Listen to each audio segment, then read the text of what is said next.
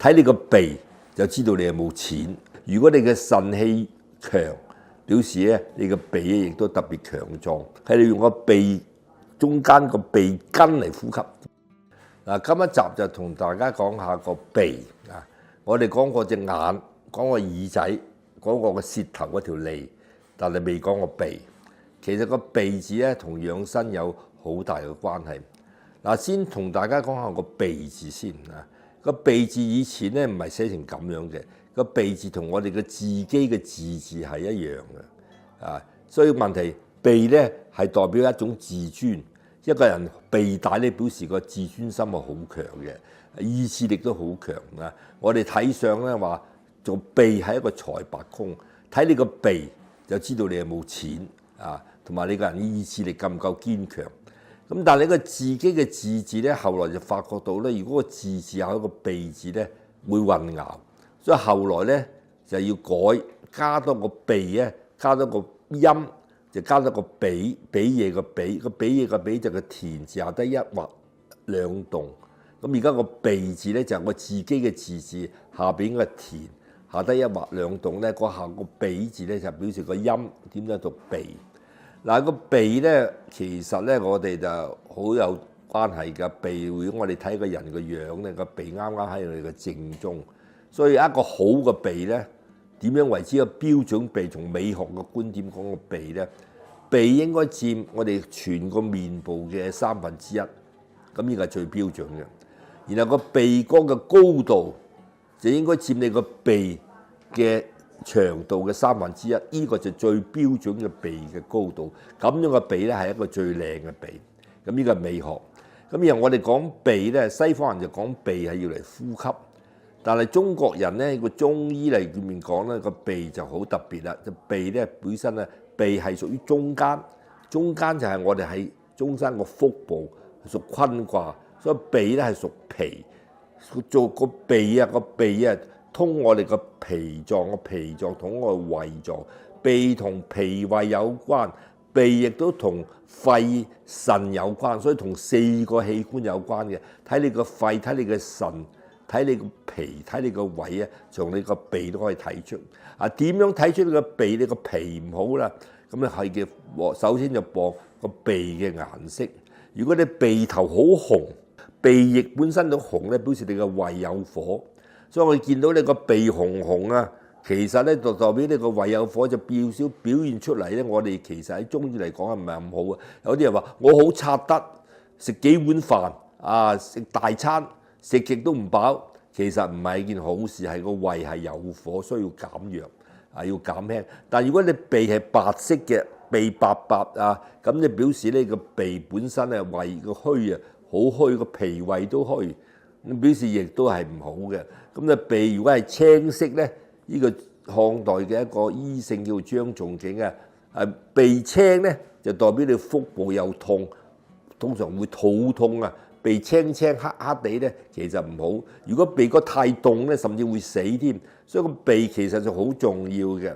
咁然後我哋講嘅鼻咧，本身咧就話鼻係通腎，鼻又通肺。咁啊，我哋講嘅腎本身，我哋講嘅同鼻有關咧。腎就要嚟吸氣，我哋講呼吸啊嘛。腎係吸氣，然後嗰個肺咧就要嚟呼氣。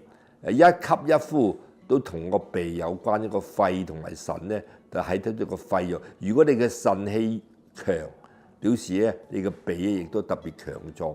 嗱，我哋喺個鼻咧本身咧就有個習慣，好多人冇留意到嘅，忽略咗嘅，點樣能夠我哋保健我哋嘅腎？嗱，而家香港人咧，其實好多人都鼻敏感啊，因為香港嘅灰塵多，你個鼻裏邊嘅黏膜黏咗嗰啲咁樣嘅灰塵啊，會形成鼻屎，亦都會咧係會累積細菌，會引起你個鼻啊會發生鼻炎、鼻竇炎啊、鼻炎啊，全部咧同你個裏邊個外邊個環境個污染有關。所以其實最好嘅鼻嘅養生咧，好多人都忽略，就最好咧係洗鼻。嗱，我呢度有個洗鼻器啊，洗鼻器就好多嘅啊，你好多種嘅，我呢就其中一款。咁呢個洗鼻器咧，其實洗鼻呢種習慣咧，就唔係嚟自西方，呢啲係西方人發明嘅洗鼻器。洗鼻咧，從中國道家講洗鼻，印度人亦都講洗鼻。儒家印度個儒家佢個洗鼻咧，洗鼻你係用呢個吸落鼻孔左邊吸落去，然後你係另一個鼻孔流出嚟，或者你洗鼻嘅時候咧，個口要擘大，唔好用鼻呼吸用口都冇呼吸，最好係閉氣，然後啲水咧喺另一個鼻孔流出，同埋水噴出嚟。洗鼻嘅好處咧，就可以將你鼻裏邊嗰啲黏膜黐到啲灰塵全部清洗，令到成個鼻腔都清潔。咁洗鼻咧，其實佢冇乜治療作用啊，但係一個保健。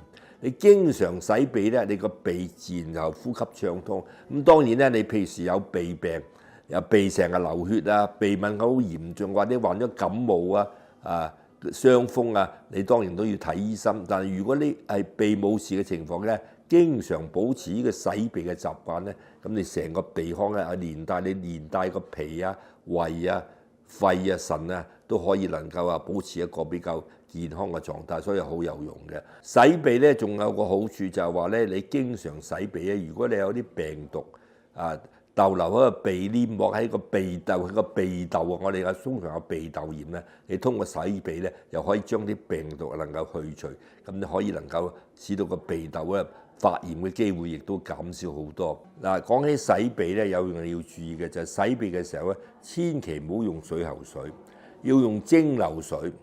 蒸餾水都唔夠，而家蒸餾水你要加啲鹽。市面上賣嘅呢個咁嘅洗鼻器，通常會備咗啲鹽包俾你。咁你呢個鹽包咧，你就加落去水度咧，然後你就呢個叫鹽水。或者你話，咦，我冇鹽包都仲有一個睇到叫做市面藥房所賣嘅生理鹽水攞嚟洗鼻。不過生理鹽水比較貴，用鹽包咧比較平。咁大家可以試，但係千祈記住。唔好用自來水洗鼻，用自來水喉水個水咧，其實洗個鼻咧係發揮唔到個作效用嘅。咁除咗講我哋要用洗鼻器嚟洗鼻之外咧，仲有一樣嘢就話，你知道鼻有幾個穴道好重要。第一個穴道咧，你知道就係呢個你個鼻翼旁邊咧有個叫做咩？叫迎香穴呢個係迎香穴，同埋你呢個迎香穴上高咧，仲有個鼻通穴。呢兩個穴道咧，其實你經常咧係按壓佢哋，係按摩佢呢個鼻呢個迎香穴係法令上高嗰個地方咧，有粒凹地方我哋叫迎香，同埋上高地方嗰度咧有個叫做鼻通穴，全部都可以能夠如果你有鼻塞嘅話，你迎香就好用。所以我哋話用呢個中國穴道係講呢個鼻點樣養生咧？有幾個步伐，你必須要稍為按壓你個鼻翼，同埋你要捏你個鼻孔，捏下佢咧，其實令到你嗰啲血管暢通，同埋你嗰個鼻根你要擦佢，同埋你嗰個鼻梁咧，你要咩？你要要推佢，要係由下至上推拿。咁你變咗我仲有一個穴道對鼻有好處嘅，我哋叫印堂穴，就係兩條眉中間個位嗰度咧，我哋叫做印堂穴。按壓呢個印堂穴咧，你就可以能夠令到你能夠鼻比較暢通，唔會鼻塞，亦都可以能夠增加你嘅記憶力，同埋你個頭痛會減少。另外咧就鼻咧就好明顯同個呼吸有關，我哋盡量用個鼻嚟呼吸，就唔好用口嚟呼吸。口要嚟食嘢㗎，唔係要嚟呼吸。好多人慣咗，包括我自己在內，經常忘記咗用口嚟呼吸，唔用鼻。我以前有個氣功師傅就講，唔知佢啱唔啱？佢話你啲人做氣功，連呼吸都唔識。咁佢點講啊？佢話你用鼻嚟呼吸嘅時候，你唔係用個鼻孔嚟呼吸。一般人鼻孔咧用鼻，係你用個鼻中間個鼻根嚟呼吸，鼻架中間上高個鼻梁中間嘅地方喺度索，喺嗰度諗住喺嗰度嚟索啲氣入去，就唔好用個鼻孔嚟索。咁我曾經試過，的確發覺用鼻根嚟呼吸咧，嗰啲空氣果然似乎係清新啲。如果鼻孔似乎佢係個層次比較低啲，大家不妨試下呼吸嘅時候咧，唔好用鼻孔，係用嗰個鼻根咁你可以能夠係睇下嗰種體驗。究竟係咪有啲唔同？咁鼻咧其實好重要嘅，我哋知道咧，經常唔好忽略咧。你啲鼻經常要清理，每日咧有啲醫生建議啲耳鼻喉科醫生話最好啊，每日咧洗鼻2次。我覺得就太多啦。但係我哋都唔好唔洗，最好就每日臨瞓前或者起身朝頭早，每日都洗1次鼻。咁你個鼻就健康，你就至少香港人咁多人鼻敏感，就至少個鼻唔會敏感，亦都可以保持個鼻咧係乾乾淨淨。咁你可以能夠保持鼻嘅衞生咧，個人咧亦都係連係其他器官都能夠健健康康。咁今日就講住咁多先，歡迎大家分享、讚好同埋訂閱。拜拜。